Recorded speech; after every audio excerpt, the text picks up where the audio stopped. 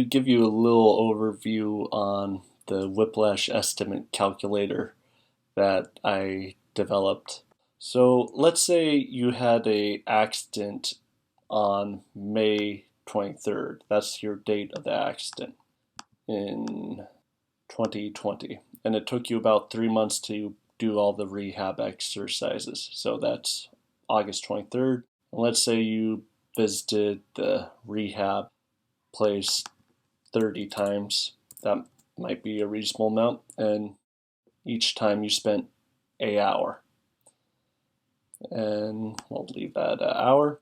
And then, total time going to physical therapy visits in hours. So that being the case, you probably spent an hour because doing round trips adds up a lot. And then your time doing physical therapy at home in hours. And then, you also want to think about other time you spent, like time with the attorney if for your case, or time dealing with auto repairs, etc.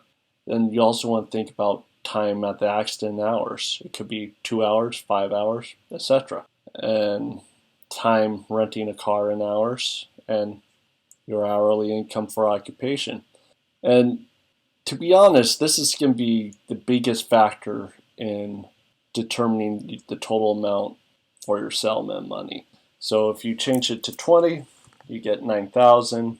If you decrease it to $5, well, your time isn't obviously worth that much. So, it's important for you to think about what your future wages will be going forward. And another thing that kind of impacts this, but not as much, is your age. So generally, the younger you are, the better, but you can affect the amount by just increasing your hourly income. So it's up to you to use it as you see fit. I do have to let you know I plan on developing this website more because this is just a rough idea of where we're going. This website should be able to give you great data on future settlements so you can kind of understand how much money you might be leaving at the table with insurance companies.